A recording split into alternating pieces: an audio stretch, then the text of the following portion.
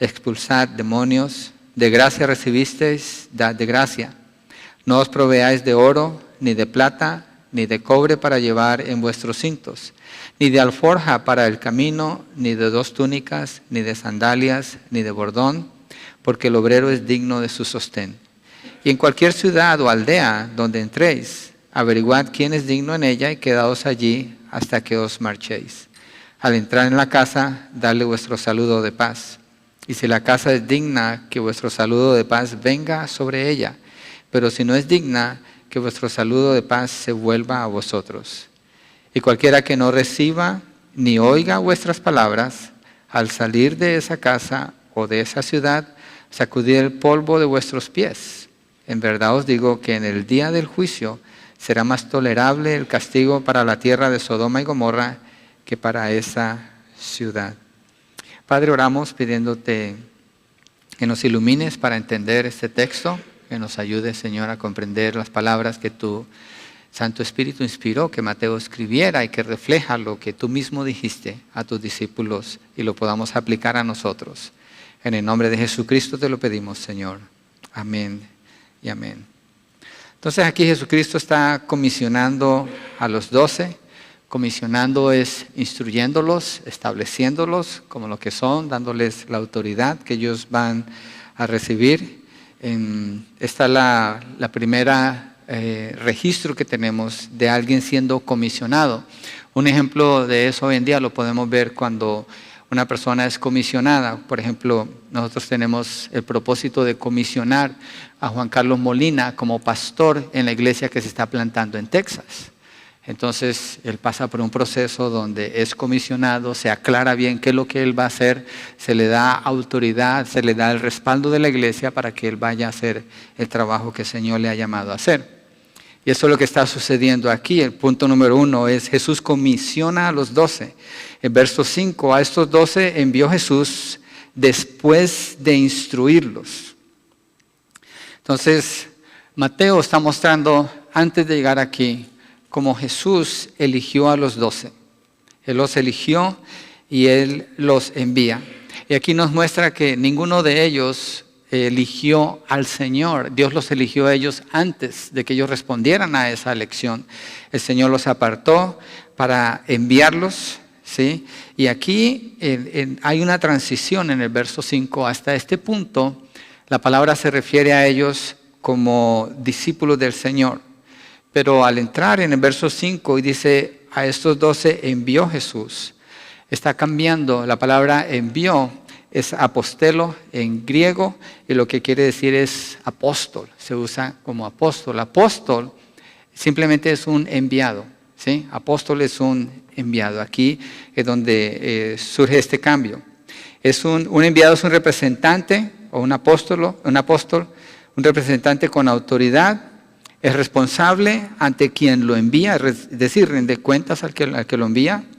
Y aquí Jesús a los 12 los está designando como enviados, apóstoles, para cumplir una misión específica.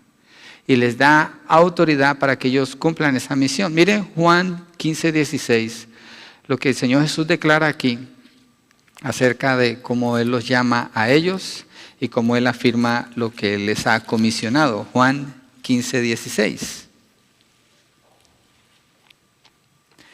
Dice, vosotros no me escogisteis a mí, sino que yo os escogí a vosotros y os designé para que vayáis y deis fruto y que vuestro fruto permanezca, para que todo lo que pidáis al Padre en mi nombre os lo conceda. Entonces dice, vosotros no me escogiste, yo los escogí y yo designé que vayan y den fruto. Yo los estoy comisionando, es decir, tienen todo el respaldo del Señor para hacer eso. Hay otras escrituras que hablan de lo mismo, pero que sí quería hacer énfasis en eso. Así que el apóstol es uno enviado. Jesús es presentado como un apóstol en Hebreos 3:1.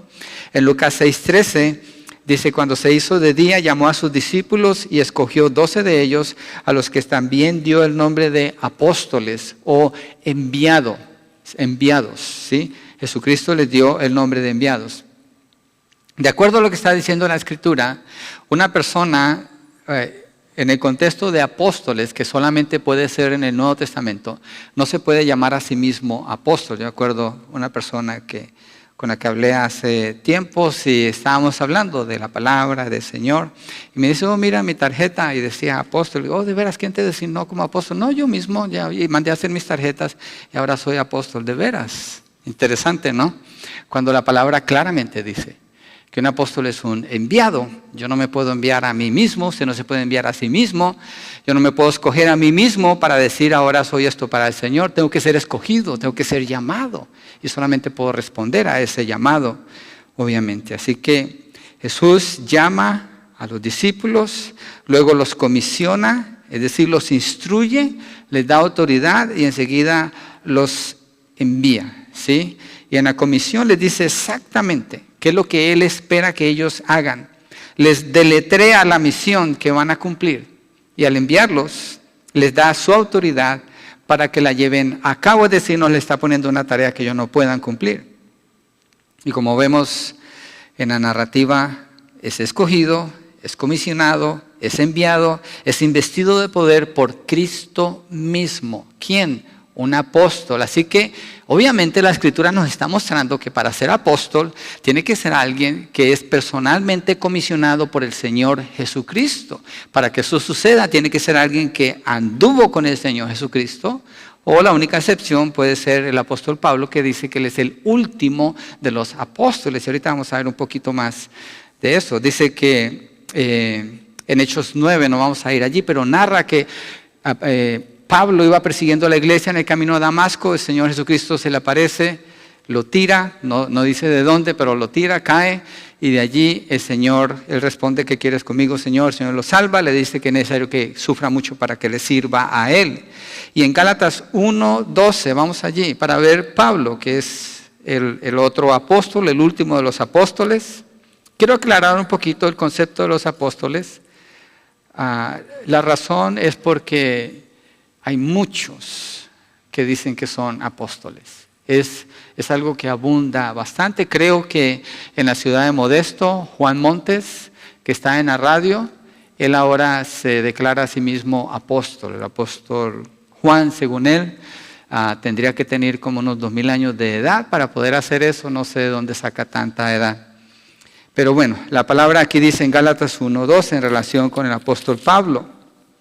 Pues no, ni lo recibí de hombre, hablando del Evangelio, ni me fue enseñado, sino que lo recibí por medio de una revelación de Jesucristo. Está hablando directamente, el Señor Jesucristo me ha revelado esto. Eso es Pablo. ¿Qué le reveló? Si usted estudia, ya lo estudiamos, el libro de Gálatas, acuérdese. Varias semanas duramos aquí. Pablo está hablando de que recibió el Evangelio por revelación, pero ese Evangelio que él recibió por revelación, cuando va con los apóstoles y habla con ellos y ellos revisan cuál es el mensaje que Pablo trae, es exactamente lo mismo. Es decir, Dios nunca dio una revelación que contradijera lo que él mismo ya había mostrado. Hoy en día no hay revelación, la revelación ya está completa en la Biblia, no existe tal cosa, solo es iluminación. Pedimos que el Señor nos ayude a entender. Pero Pablo está afirmando ahí su apostolado. Verso 15 dice, pues cuando Dios, que me apartó desde el vientre de mi madre y me llamó por su gracia, tuvo a bien revelar a su Hijo en mí para que yo le anunciara entre los gentiles, no consulté enseguida con carne y sangre. Y ahora que estuvo 3 años siendo preparado por el Señor mismo, su ministerio es confirmado, su mensaje es confirmado por todos. Entonces muestra que las características del apostolado es escogido por el Señor, es comisionado por el Señor, recibe investido de poder por el Señor, ha visto al Señor, ha caminado con el Señor, y el Señor respalda su ministerio y la iglesia lo confirma, ¿sí? En el caso de Pablo fue confirmado. Entonces, así sucede en el llamado de un hombre al ministerio. La semana pasada pasé un poco por alto esta parte cuando estudiamos 1 Timoteo 3 del 1 al 7. El llamado de un hombre es así como lo estamos describiendo aquí. Jesucristo llama a esa persona. Jesucristo confirma en esa persona el llamado. La iglesia confirma que esa persona tiene el llamado. Lo vemos en la vida de Pablo. La vida de esa persona demuestra que tiene el llamado. Y obviamente el Señor le da la oportunidad para que ese llamado se lleve a cabo. Porque Dios no llama a una persona para que no pueda servir, ¿cierto? Y así lo está haciendo aquí con los discípulos. Entonces, Pablo fue llamado, discipulado, comisionado, investido de poder y enviado con la misión de ser el apóstol o el enviado a los gentiles. Gálatas 2, versos 7 y 8 dice que en realidad, estoy leyendo 2, 7, 8. Sino al contrario, al ver que se me había encomendado el evangelio a los de la incircuncisión, así como Pedro lo había sido a los de la circuncisión. Porque aquel que obró eficazmente para con Pedro en su apostolado a los de la circuncisión, también obró eficazmente para conmigo en mi apostolado a los gentiles. Apostolado o ser enviado a. ¿Sí? La importancia de los apóstoles es bien clave para la iglesia del Señor. Y la iglesia tiene que tener esto bien definido, igual como la semana pasada definimos bien claro qué es ser un obispo, alguien que es llamado por el Señor a servir en esa capacidad. Entonces la iglesia necesita entender el llamado de los apóstoles, lo clave que es la función de los apóstoles, porque la iglesia es edificada sobre las enseñanzas de los apóstoles. Ellos son los que pusieron el fundamento doctrinal sobre el cual se levanta todo lo demás que la iglesia ha venido a conocer y hacer. Mire Hechos 2:42. Es un texto muy conocido, muy popular. Cuando la iglesia del Señor comienza, hay miles que se han convertido con la predicación de Pedro, el apóstol Pedro, podemos decir aquí a este punto de la Escritura. Y este es el resultado. Estos miles de personas, dice, se dedicaban, verso 42, continuamente a las enseñanzas de los apóstoles. Si no estoy mal, Reina Valera, es la doctrina de los apóstoles. Doctrina es enseñanza. La enseñanza de los apóstoles, a la comunión, al partimiento del pan y a la oración. ¿Sobre qué se estaban edificando ellos, de acuerdo a este texto? Sobre la enseñanza de ¿quién? De los apóstoles. ¿Quién empezó a enseñar? Primero, los apóstoles. ¿Por qué? Porque los apóstoles estaban poniendo el fundamento que la iglesia necesita. Es decir, Jesucristo a los discípulos los comisionó como apóstoles para que le dieran a la iglesia el conocimiento que necesitaba, para que de ese conocimiento se sostenga todo lo que se edifica. Y Pablo usa el término fundamento, la palabra usa el término fundamento. Y el número de estos apóstoles en 1 Corintios 15, versos 7 al 8, se completó. Pablo afirma que allí se completó. ¿Por qué podemos tomar las palabras de Pablo con tanta autoridad y decir, Pablo dice que allí se completó, y nosotros decir, allí se completó? Precisamente porque cuando Jesucristo comisionó a los discípulos, les dio autoridad. Y ahorita vamos a ver que lo que los discípulos tenían que hacer era lo mismo que Jesucristo hacía. Es decir, ellos iban con la misma autoridad que el Señor Jesucristo. Cuando Pablo escribe, Pablo está escribiendo con la misma autoridad del Señor Jesucristo. Esa es la autoridad de un apóstol. Así que cuando un apóstol habla, ¿qué hace la iglesia? Dice, yes, sir. Esta es palabra de Dios, obedece lo que dice allí. ¿Cuándo sucedió eso? ¿Cuándo se estableció el fundamento? Fuera de allí no hay espacio para más. Y aquí Pablo dice, versos 7 y 8, 1 Corintios 15, después se apareció a Jacobo, está hablando de la resurrección del Señor Jesucristo, luego a todos los apóstoles. Verso 8, y al último de todos. ¿De todos de qué? ¿De todos los creyentes o de todos los apóstoles? El último de los apóstoles, como uno nacido fuera de tiempo, se me apareció también a mí. ¿Cuál es el último? Entonces es Pablo, ¿cierto? El apóstol a los gentiles, así es descrito. Entonces hagamos la pregunta, siguiendo hablando. Vamos a regresar a Mateo, no se preocupe, pero siento la necesidad de aclarar esto. Como iglesia tenemos que tomar, mire, como iglesia el Señor nos mueve a nosotros. De gloria en gloria te veo, de gloria el Señor nos está cambiando. Y como iglesia nosotros llegamos y tomamos una posición y ¡pum! Encajamos allí con la palabra y decimos, así es, y esto es todo, aquí no hay más discusión. Esto es lo que Dios dice. Y tenemos que seguir avanzando así. Miramos el fundamento, nos acomodamos al fundamento y nos quedamos allí. Esta es una de esas partes que necesitamos todos estar de acuerdo. ¿Qué es lo que la Biblia dice? ¿Puede haber entonces apóstoles el día de hoy? Está esa pregunta. Sí, sí puede haber apóstoles. Sí hay apóstoles. Pero ¿cuál clase de apóstoles? Los falsos apóstoles. ¿A quién le sirven estos apóstoles? Al diablo. ¿Quién comisiona a estos apóstoles? Satanás. Miremos las Escrituras. No me estoy inventando eso. 1 Corintios 11, versos 13 al 15. 1 Corintios 11, versos 13 al 15. ¿Quién dice esto? Un apóstol. Uno comisionado por el Señor Jesucristo. Uno que tiene la misma autoridad del Señor Jesucristo. Mira 1 Corintios 11, versos 13 al 15. Juzgad vosotros mismos.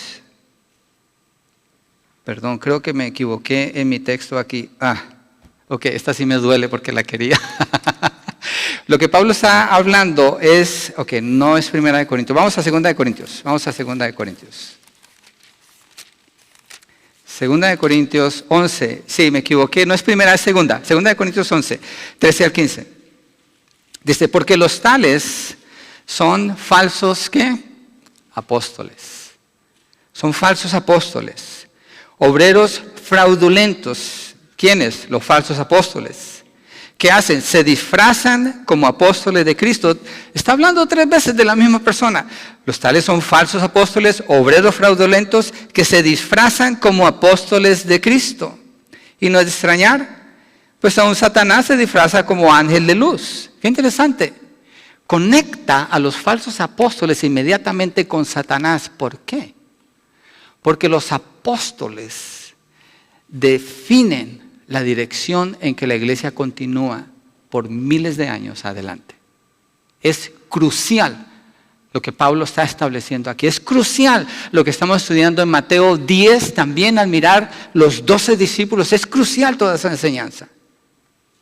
Verso 15.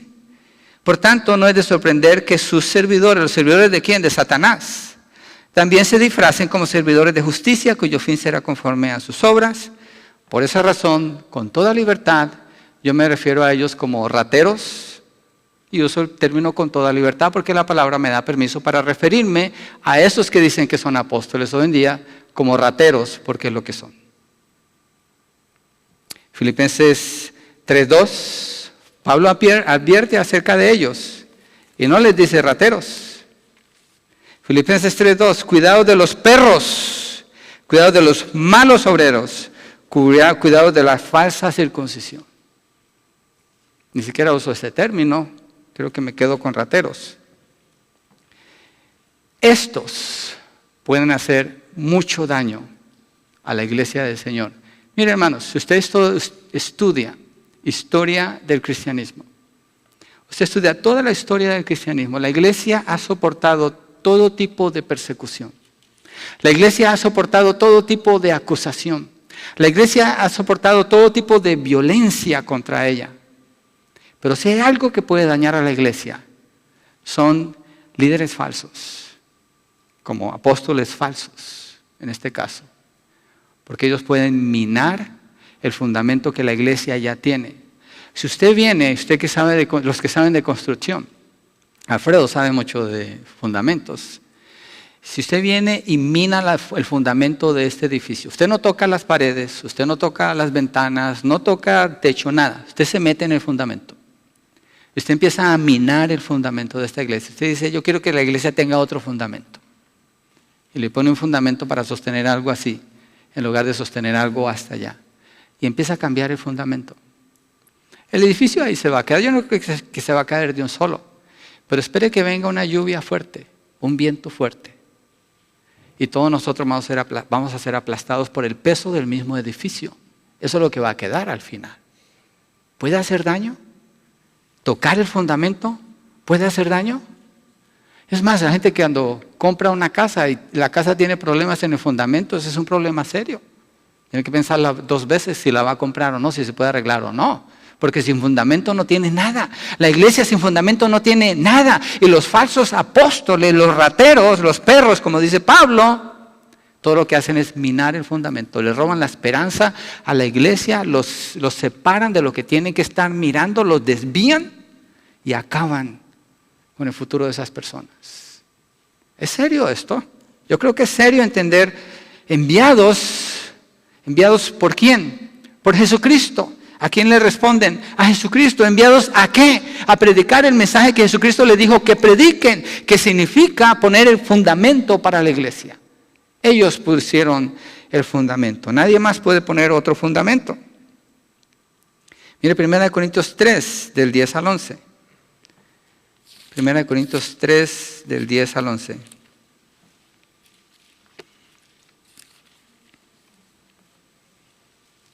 Bueno, leamos desde el 9.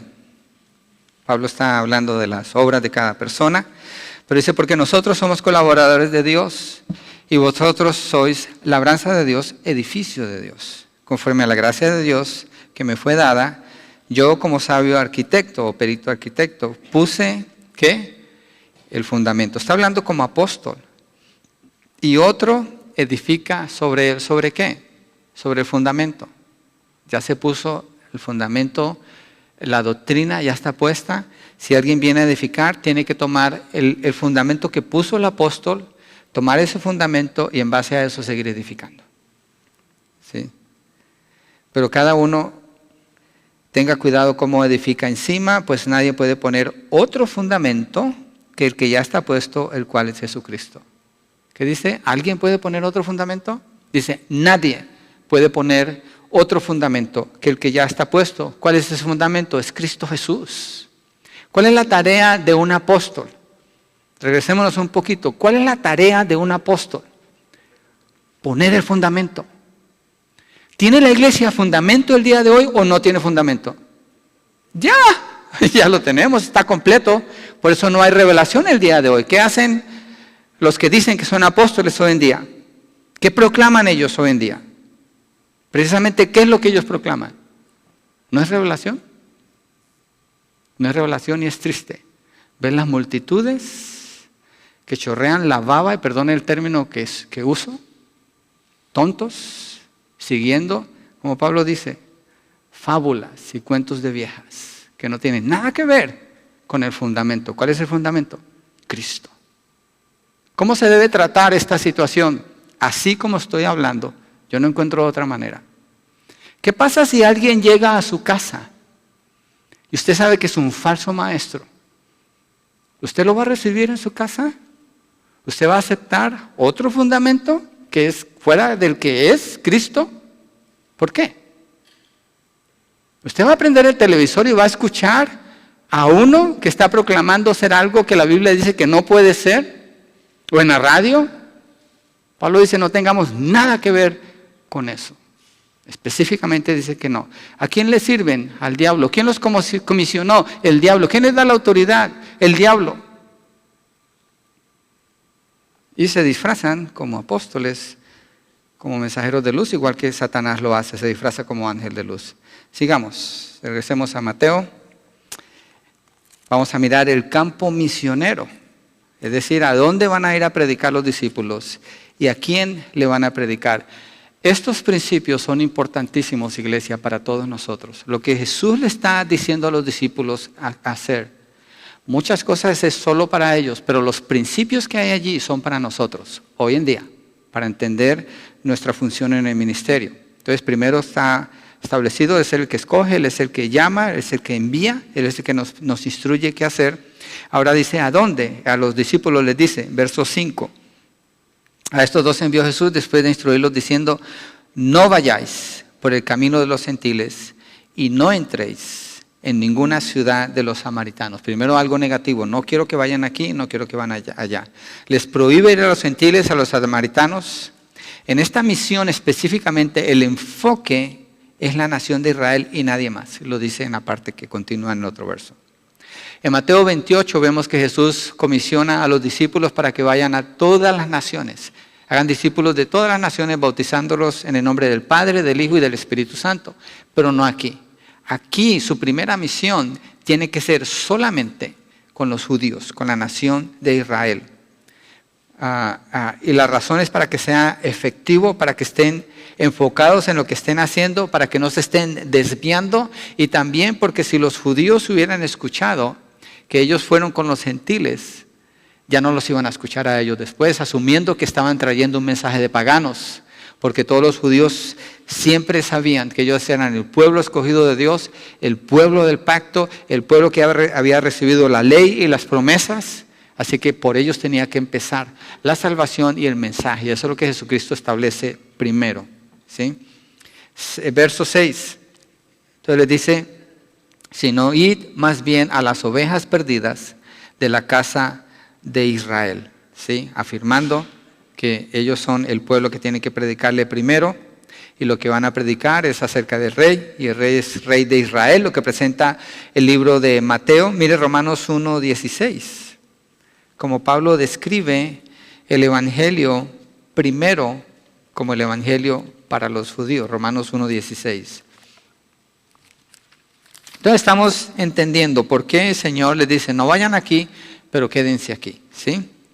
Dice, porque no me avergüenzo del evangelio, pues es el poder de Dios para la salvación de todo el que cree, del judío primeramente y también del griego. El Señor Jesucristo también afirmó que no había venido sino para las ovejas que se habían perdido. Está hablando de Israel, ¿sí? Él vino para predicar a los judíos primeramente, a los escogidos de Dios, la nación del pacto, los que tienen las promesas del Antiguo Testamento. Y todo esto es dado a Israel para que de Israel se comunique al resto de las naciones en la tierra, ¿sí? Y si no lo hubieran hecho así, no les hubieran creído. Ellos estaban listos para escuchar el mensaje, los que iban a escuchar, otros lo iban a rechazar. Así que en nuestra aplicación, el ministerio es importante usted saber por dónde tiene que comenzar, dónde va a predicar, dónde va a obrar. El viernes, los varones cuando nos reunimos aquí, estuvimos hablando en particular del gozo como fruto de obediencia al Señor y una obra que viene después de experimentar ese gozo por la obediencia al Señor, lo vimos en la vida del rey David, es ir a su casa y ministrar a su casa. Como cabeza de hogar, usted ministra en su hogar, usted manifiesta ese gozo, su casa debe ser un lugar donde se manifiesta mucho gozo de su parte, si usted es un hombre que obedece al Señor. Entonces hay una secuencia que seguir, una prioridad. El Señor le está enseñando también a ellos esa prioridad y nosotros la podemos aplicar. Tenemos que comenzar por casa. La semana pasada lo vimos. Si un hombre no puede gobernar bien su casa, ¿cómo va a querer gobernar la iglesia del Señor? Entonces se comienza por casa. Ahí es donde se vive lo que se conoce. Ahí es donde se presenta el evangelio a los hijos. Se vive el evangelio, se presenta la palabra. No caemos en el error de pensar que porque somos cristianos, nuestros hijos son cristianos. No podemos hacer eso. Tenemos que predicar el evangelio a nuestros hijos, revisar y hacer todo lo que está a nuestro alcance para comprobar que son hijos de Dios o no son hijos de Dios.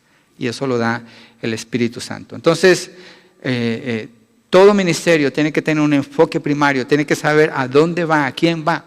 A veces hay ministerio. Yo conocí a un amigo pastor aquí en Modesto y quería escribir una revista, quería hacer un periódico, quería tener una radio en todo el mundo, y yo decía, pero ¿y tu iglesia? ¿Y tu casa?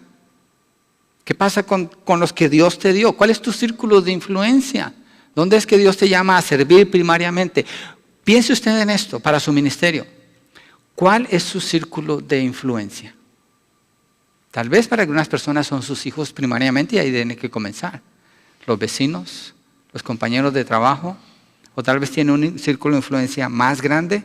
¿Dónde le llamó el Señor a servir y cómo se está viendo que usted lo está haciendo? Aplicamos ese principio, aquí empezamos por casa, ¿cierto? Así que la comisión de los 12 en este contexto es al pueblo de Israel, no a los samaritanos ni a los gentiles. Los samaritanos eran una mezcla de razas. Ellos se casaron con mujeres de otras razas. Cuando los asirios se los llevaron de allí, trajeron gente de Babilonia, trajeron gente de otro lugar y llenaron ese lugar con gente de todos lados. Establecieron un tipo de adoración que no es bíblica. La ley la tienen cambiada, tienen su propia ley, tienen muchas cosas. Son odiados por los judíos, pero no es esa la razón por la que Jesús no los manda allí. Es porque es primero la casa de Israel la que tiene que ser ministrada. Tercero, el mensaje claro y definido. Verso 7, regresemos allá a Mateo. Entonces primero vemos que son llamados, son comisionados, son enviados. Después el enfoque de dónde van a hacer el ministerio y a quién le van a predicar ese ministerio. Y el verso 7, que es el tercer punto, llevan un mensaje claro y definido. Ministerio, si usted sirve en un ministerio, usted tiene que saber para qué está allí, qué es lo que va a hacer, ¿sí? A quién va a tocar, a quién va a alcanzar y cuál es el mensaje que usted comunica. Entonces dice verso 7, cuando vayáis, predicad diciendo, el reino de los cielos se ha acercado. Entonces, ¿el ministerio define el mensaje? Nunca. Cristo define el mensaje. Hay iglesias que están llenos de ministerios, tienen muchos ministerios. Y los ministerios definen el mensaje, no el Señor. Y hacen aquí y hacen allá y tienen un montón de gente ocupada. Yo antes iba seguro a ser entrenado con cosas así, hasta que llegó un punto donde la palabra me decía, no puedes seguir allí. Jesucristo es el que define el mensaje, no el ministerio, es Jesucristo. Hoy hablábamos en la escuela dominical, en una consejería con una persona en particular, en un discipulado, que define el mensaje. Ahorita estoy avanzando un poco más. Cristo define el mensaje. ¿Qué es lo más importante para esa persona en su proceso de cambio? Que honre al Señor. ¿Qué es lo más importante cuando se predica el Evangelio? Que las personas se arrepientan. El reino de los cielos está cerca. Jesucristo predicó así. Cuando predicó, comenzando a predicar en Mateo 4, dice, arrepiéntanse porque el reino de los cielos está aquí. ¿Qué predicó Juan el Bautista? Arrepiéntanse porque el reino de los cielos se ha acercado. Entonces el mensaje es definido por Dios. Recuerdo una clase en un seminario donde nos pidieron definir el mensaje que como pastores íbamos a llevar. Y mi definición fue bien fácil. Dije, predicar arrepentimiento, porque el reino de los cielos está aquí.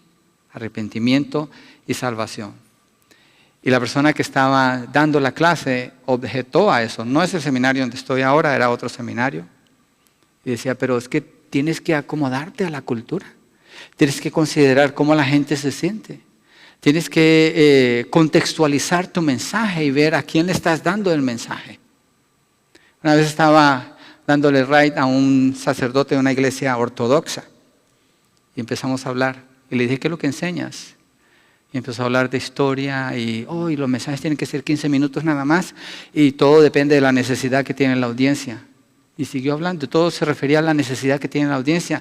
Entonces la audiencia determinaba el mensaje que llevaba. Y yo le decía, ¿cuál es la necesidad que tiene toda audiencia? La necesidad primaria que toda audiencia tiene en todas partes del mundo es el pecado.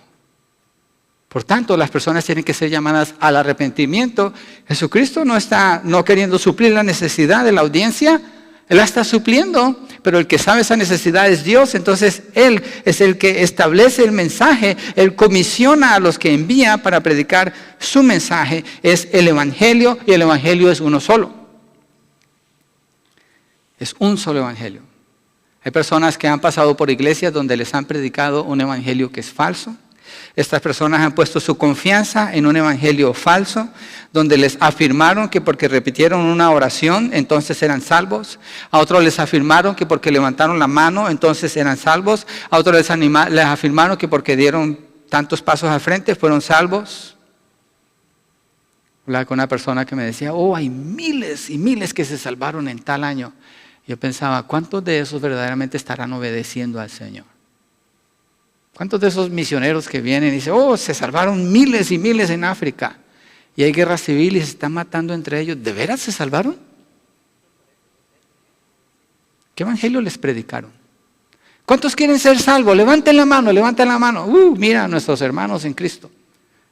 Y hay gente que se la cree. Y siguen su vida confiando en algo que no es el evangelio. Creyendo que son salvos, pero creyeron en algo que no es el evangelio. Cualquiera que predica otro evangelio, dice el apóstol Pablo, sea maldito, sea anatema. Gálatas 1, versos 6, 8, allí está eso. Hay que confiar en el mensaje que Jesucristo dice que hay que predicar y hay que obedecer a predicar ese mensaje. Presentar a Cristo. Así que los discípulos son instruidos por Cristo en cuanto a qué predicar, que el reino de los cielos se ha acercado. Ellos tenían que presentar ese mensaje y también definir el mensaje. Primero el evangelio es, y lo vimos en Romanos 1, los varones cuando fuimos a retiro, el Evangelio es Jesucristo, la persona de Jesucristo. Así que el que cree tiene que poner su confianza en la persona de Jesús como su Señor y Salvador, porque Él es el Rey del reino que se anuncia.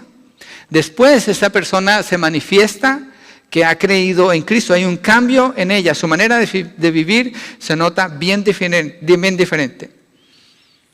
Y el reino se manifiesta a través de esa persona anunciándolo a otras personas. Primero una manifestación espiritual, después una manifestación aquí en la tierra del reino. El reino está en el que cree, en su corazón. Cristo está reinando en su corazón. Anunciamos el reino. Pero eso no es todo el reino. Anunciamos el reino terrenal del Señor Jesucristo, reinado milenial, cuando Él venga a establecer su reino aquí en la tierra. Otro mensaje, fuera de allí, Gálatas 1, 6, 9, vamos a ver allí. Lo mencioné, pero quiero leerlo. Gálatas 1, versos 6 a 9.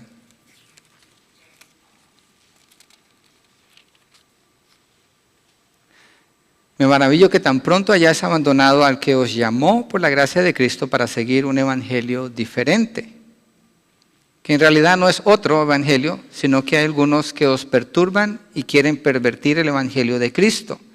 Pero si aún nosotros o un ángel del cielo os anunciara otro evangelio contrario al que os hemos anunciado, sea anatema. Anatema quiere decir sea maldito. Hay gente que proclama que por una visión fue salva.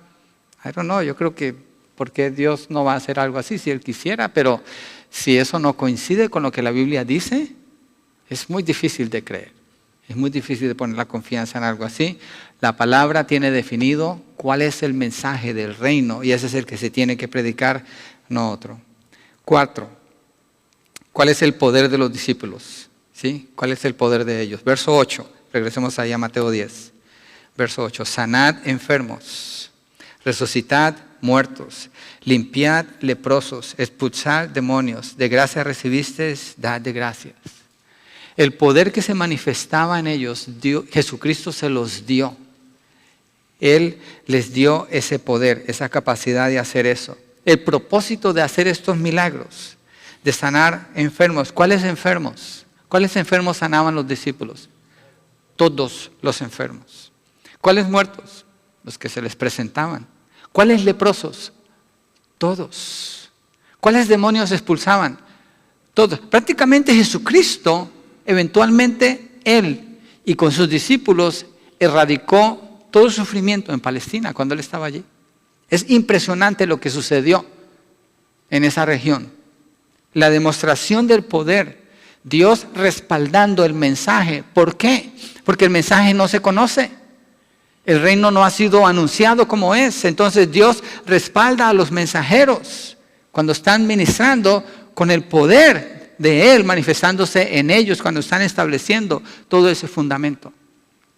Y hacen todos estos milagros, estas maravillas. Jesucristo demostró ser el Hijo de Dios por medio de milagros y prodigios, sanando enfermos, resucitando muertos, limpiando leprosos y expulsando demonios. Aparte de perdonar pecados, que es lo que le manda a los discípulos que haga, que son apóstoles enviados.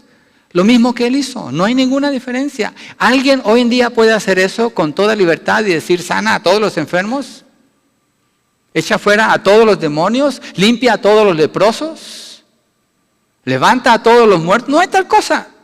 ¿Por qué? Porque ya está puesto el fundamento. Ya está puesto el fundamento.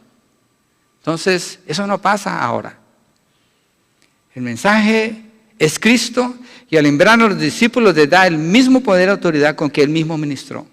Eso respalda la veracidad del mensaje, acredita a los mensajeros para que sea creído el anuncio del reino. Es decir, nadie tiene excusa al haber escuchado este mensaje entre ellos. Mire, 2 Corintios 12:12. Pablo afirma las credenciales de un verdadero apóstol. 2 Corintios, Pablo le tocó defender su apostolado varias veces. Y qué bueno, porque nos dejó instrucción aquí de qué consiste, quién es un apóstol. Entre vosotros se operaron las señales de un verdadero apóstol, con toda perseverancia, por medio de señales, prodigios y milagros. ¿Quién era el que caminaba y con su sombra se sanaba a la gente? ¿No era Pedro? ¿Quién era que la gente llevaba pañuelos para que los tocara y los familiares que no estaban ahí, por medio de eso eran sanados? Creo que era Pablo. Los apóstoles, eso pasaba con ellos.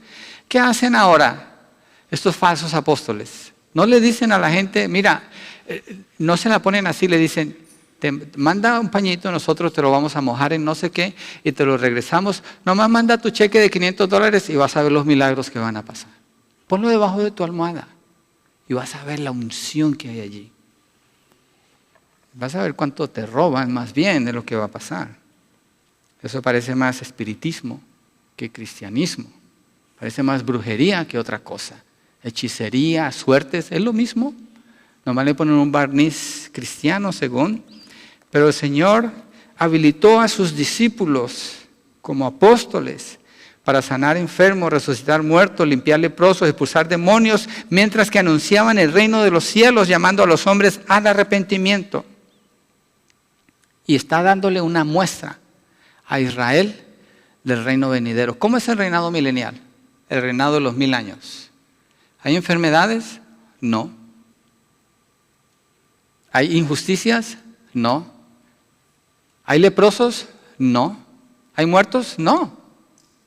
Lo que el Señor promete que va a hacer, está mandando a anunciar el reino y le está dando una muestra de lo que es ese reino venidero. Así es.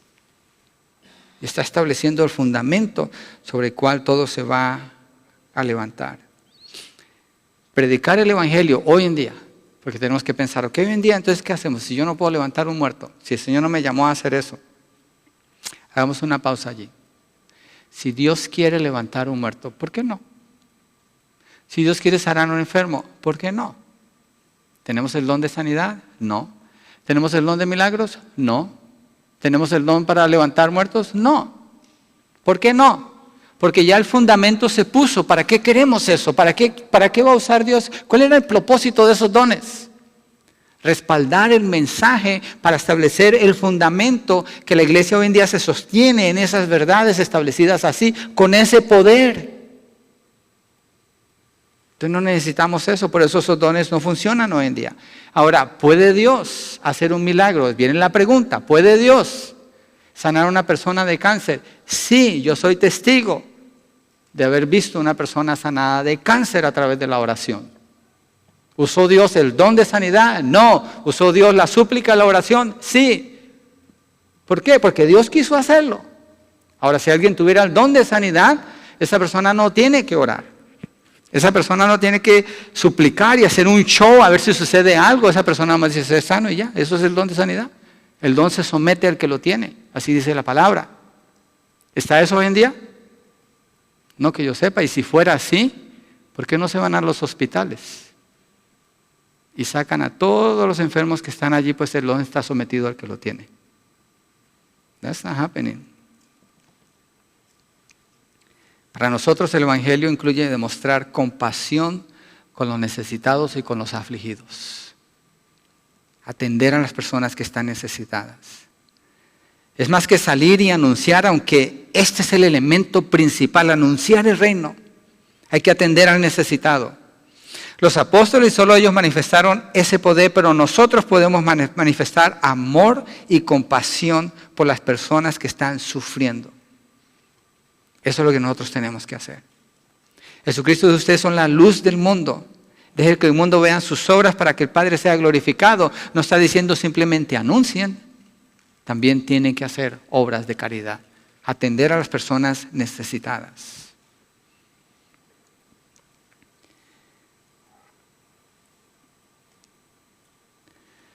Tanto Pedro como Pablo y los demás apóstoles, después de establecer el mensaje, cuando la iglesia recibió el fundamento doctrinal, ya no tenían ningún poder milagroso. Esos dones cesaron y comenzó otra etapa para la iglesia del Señor. Miremos Filipenses 2:27, ya que mencioné eso, necesito demostrarlo con la palabra. Filipenses 2:27. Dios no va a respaldar mis palabras ni mi opinión. Dios respalda su palabra. Su verdad. Filipenses 2:27, el apóstol Pablo es un hombre que hizo muchos milagros y prodigios, pero llegamos aquí a Filipenses 2:27 y Epafrodito es uno que fue enviado para ayudarle a él. Y resulta que Epafrodito se enferma, pero feo. Mira lo que dice, pues en verdad estuvo enfermo a punto de morir. Hay una pausa aquí. ¿Cómo que Pablo le está diciendo, Epafrodito estuvo enfermo a punto de morir? Pero Pablo está preocupado. Pero Dios tuvo misericordia de él, y no solo de él, sino también de mí, para que no tuviera tristeza sobre tristeza. ¿Ustedes creen que si Pablo hubiera hecho un milagro aquí, no lo diría? Pablo no pudo hacer nada por Epafrodito. Epafrodito era un hombre fiel. Epafrodito quiere decir que arriesgó su vida. El nombre de él, eso es lo que significa, gambling, para ir a servir a Pablo. Pablo no pudo hacer nada por él, nada más que estar entristecido y clamar a Dios. Y dice, Dios tuvo misericordia de él y no dejó que se muriera. ¿Hay don de sanidades aquí? ¿Hay milagros? No, no está eso. Después en 2 Corintios, Pablo dice que ora a Dios y le pide 3 veces que le quite un aguijón de Satanás. ¿Podía liberarse de si era un demonio de él? No, Dios permitió que estuviera en él. ¿Podía liberarse de eso si era una enfermedad? No, Dios le dijo, bástate mi gracia, no te lo voy a quitar, lo tengo allí para que no te gloríes y te mantengas en humildad.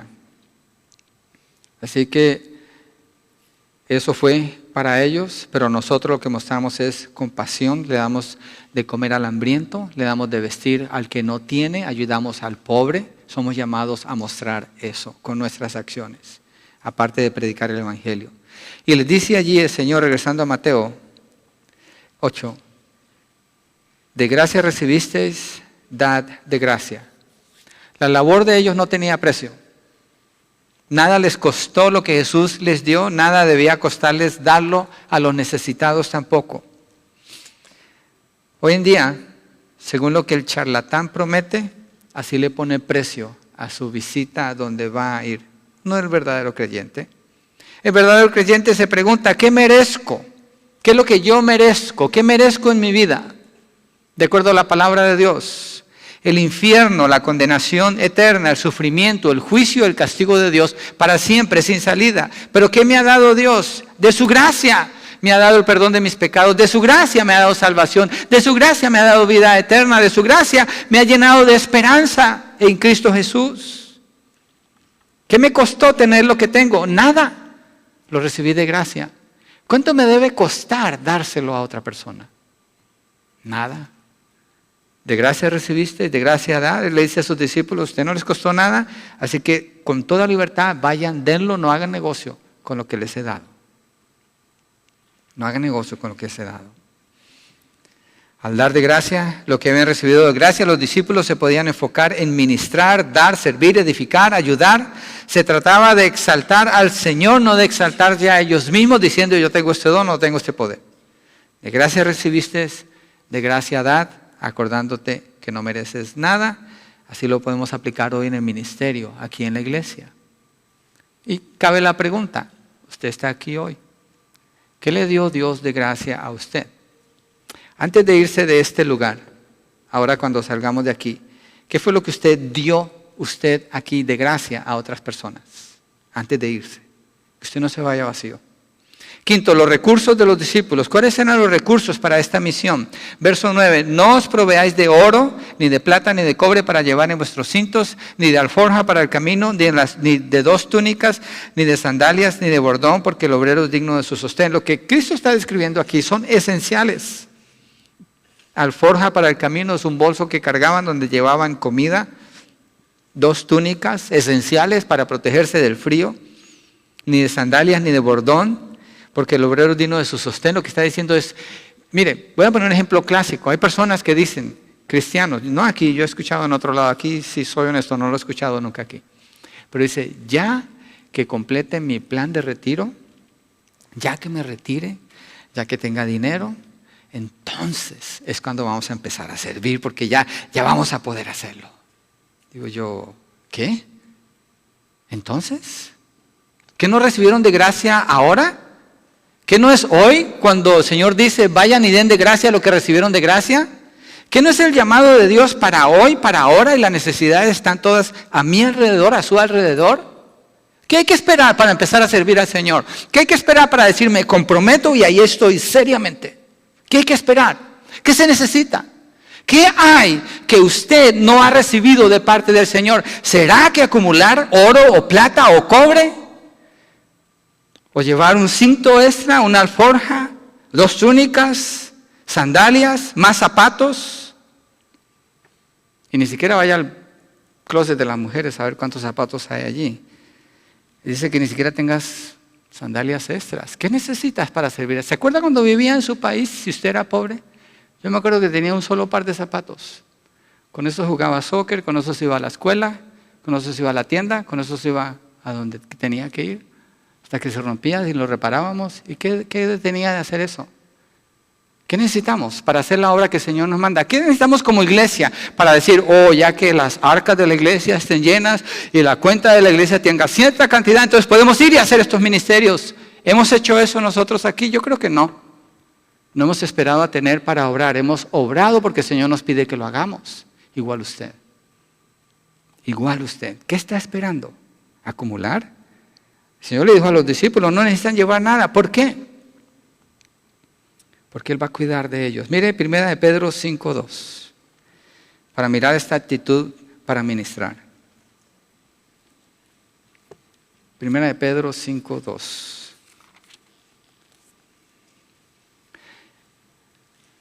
Voy a leer desde el 1 y el 2. Por tanto, los ancianos entre vosotros exhorto yo, anciano como ellos y testigo de los padecimientos de Cristo y también participante de la gloria que ha de ser revelada, pastorear el rebaño de Dios, aquí está hablando de los líderes, entre vosotros, velando por él, no por obligación, sino voluntariamente, como quiere Dios, no por la avaricia del dinero, sino con sincero deseo.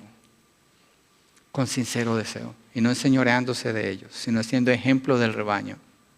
Entonces tiene que esperar a alguien que es llamado por el Señor, que lo puedan contratar y le den prestaciones y le den su seguro médico y le den su plan de retiro y garantice que le van a pagar sus vacaciones y que le van a pagar sus viáticos y todo eso. Y entonces dice, ok, ya que eso está garantizado, entonces puedo entrar al ministerio, puedo entrar tiempo completo al ministerio. Dios lo que está diciendo es, no necesita nada de eso para que le pueda servir. Lo que usted necesita para servirle a Dios, ya lo tiene. Sea cual sea su llamado, usted ya lo tiene. Y es responsable ante el Señor. ¿Qué hace con eso?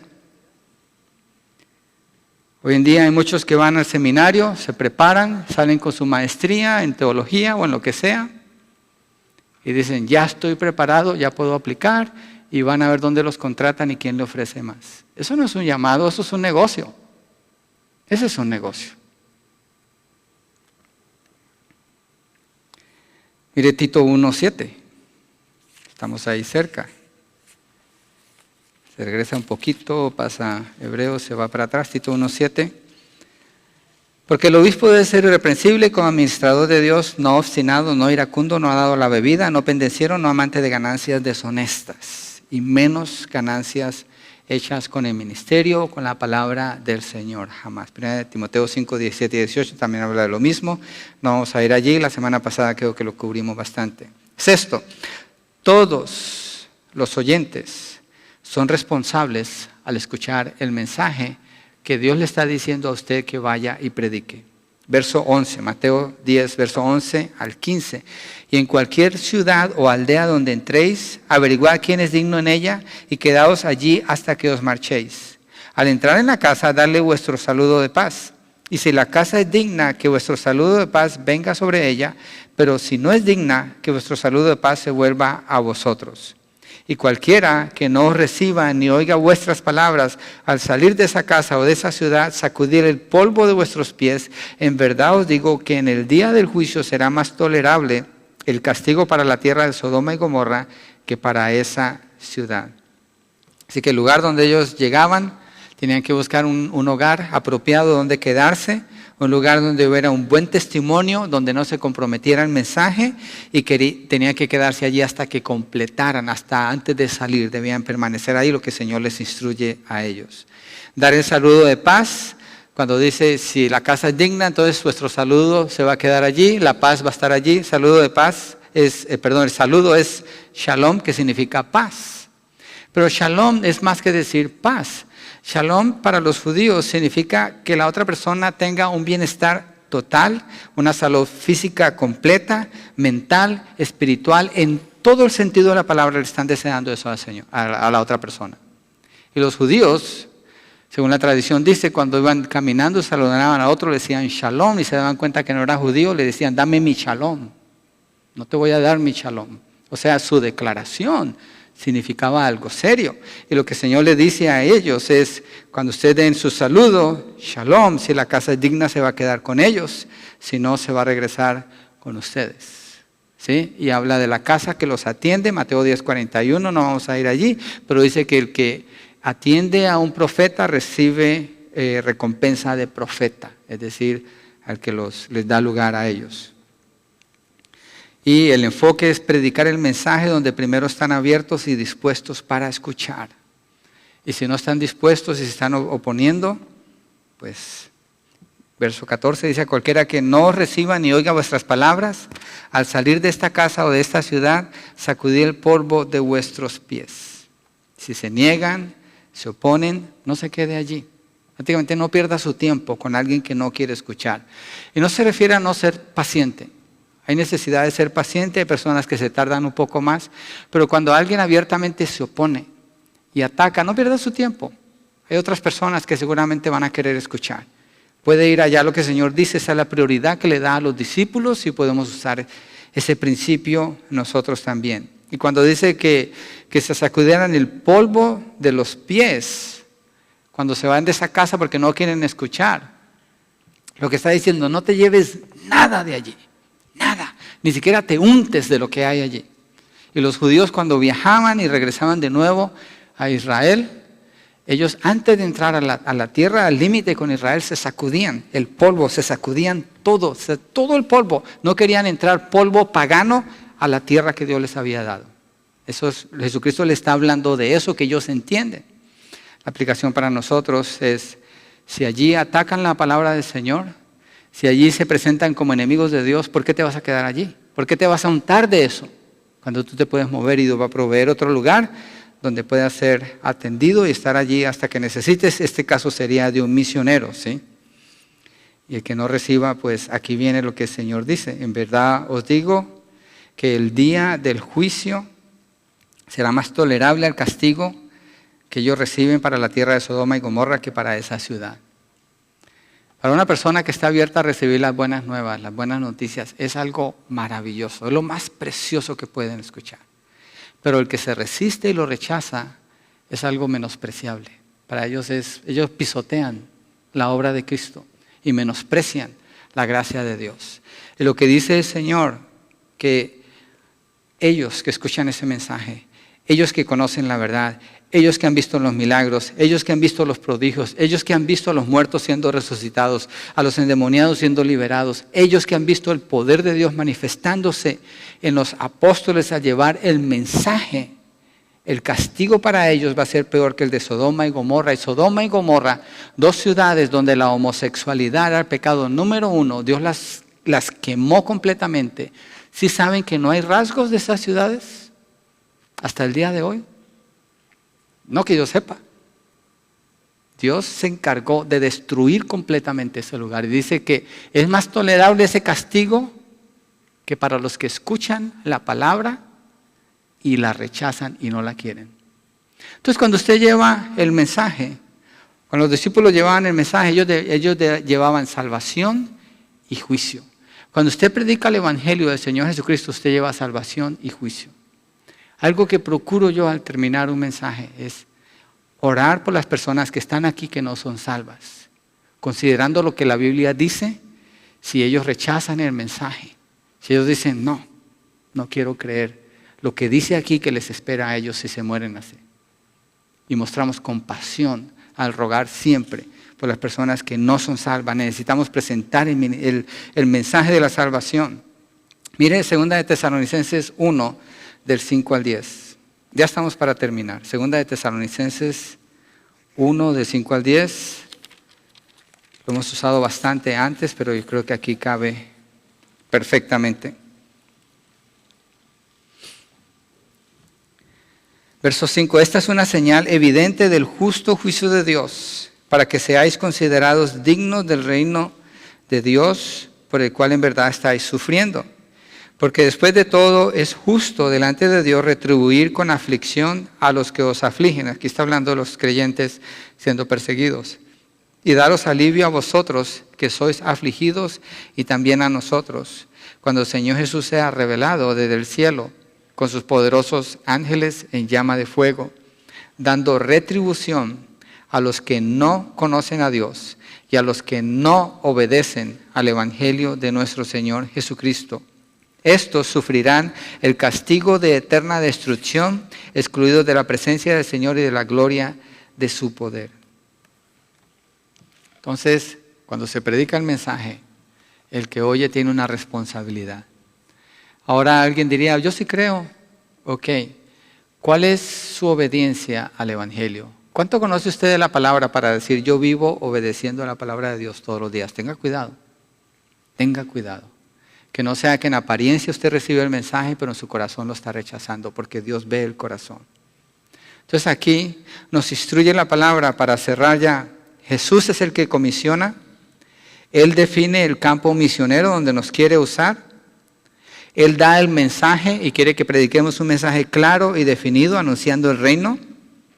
Él da el poder, se lo dio a sus discípulos, nos da el poder a nosotros, la capacidad, el querer como el hacer.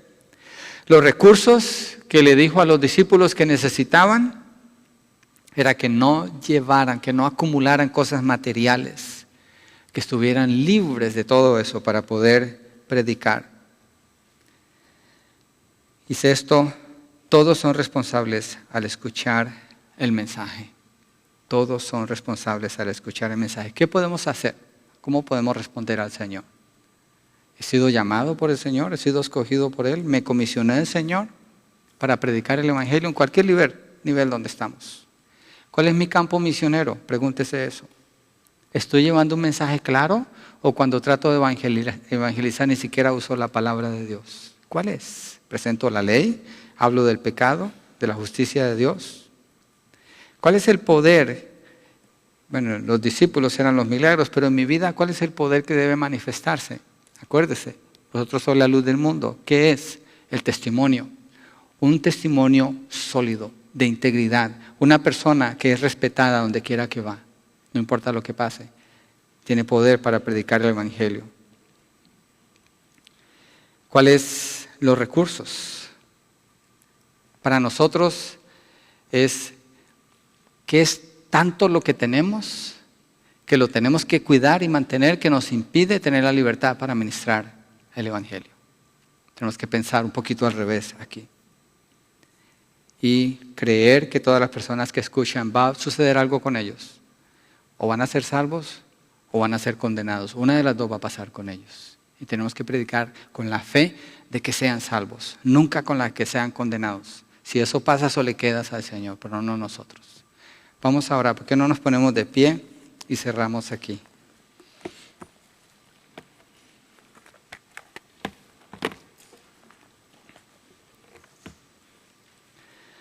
Señor, gracias porque toda persona que ha creído en ti ha sido llamada para el ministerio.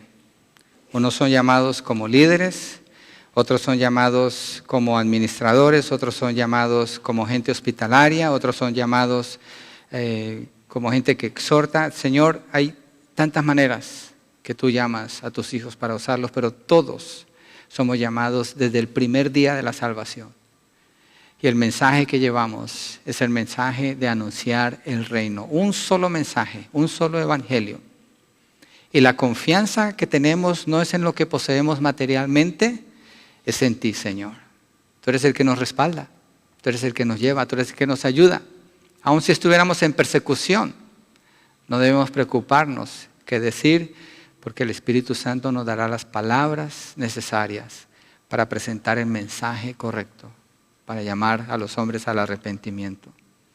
Gracias, Señor, por todas estas garantías que tenemos.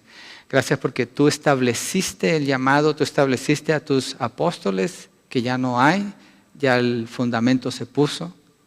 Tú los respaldaste con esos milagros que ya no son necesarios, como un don, aunque tú puedes hacer milagros hoy en día. Gracias, Señor, por la seguridad que tenemos de la verdad, por la evidencia que tenemos en las Escrituras, por la dirección que tenemos para llevar el ministerio. Oramos, Señor, que nos ayudes a responder con acción a estas palabras que tú nos presentas. Oramos por las personas que no son salvas. Señor, pedimos y nos dirigimos a usted que está aquí, o ustedes que no son salvos, o los que están escuchando o viendo este video. Cristo es el único que les puede salvar, pero tienen que reconocer que son pecadores. Han ofendido a Dios, viviendo por su cuenta, necesitan arrepentirse, dejar sus pecados, confesarlos al Señor, confesarse como culpable y aceptar que Cristo Jesús es el único que los puede salvar, porque Él murió en la cruz para pagar por sus pecados. Él tomó su culpa y sufrió el juicio que era determinado contra usted. Él lo tomó para que usted sea libre. Su parte es creer. No hay ninguna obra que Él requiera de usted, pero si Él sí pide que confíe, que crea en Él, que lo declare como Señor y Salvador de su vida. Oramos, Señor, que este sea el mensaje que prediquemos, el mensaje que anunciemos, y lo anunciemos llenos de esperanza. El reino de los cielos está cerca. El reino de los cielos puede venir al corazón y vendrá en la glorificación de una manera material y física. Te bendecimos, Señor, lo creemos y aceptamos que hemos sido comisionados por ti para llevarlo, Padre. En el nombre de Jesucristo, gracias, Señor. Amén y amén. Dios les bendiga.